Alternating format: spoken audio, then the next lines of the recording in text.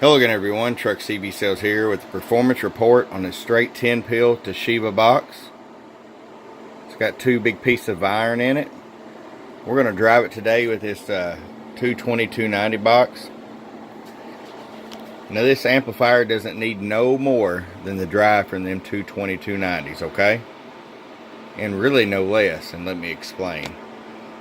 The iron core in here is floating, so it floats at like 22 volts.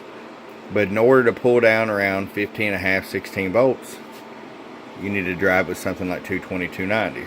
If you drive it lighter, it's not going to pull down as much, not going to do as much, but your voltage is going to stay up, okay? Let me show you what we got here.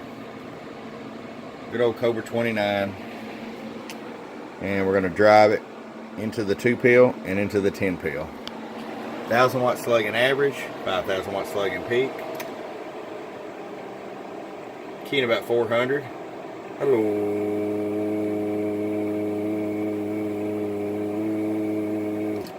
Look at that. 3,400 peak.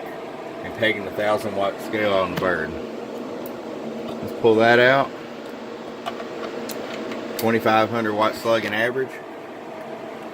Top scale. Hello. So we're getting about a 1,200 bird and about 3,400 peak. Now this unit's for sale. You got a standby switch here. Preamp. Works good. Sideband delay. Don't use it, guys. This is not a sideband amplifier. It is not biased for sideband, okay? Check it out. It's for sale, $1,400 with Toshibas plus shipping. From your friend Truck at truckcbsales@gmail.com. Bump, bump.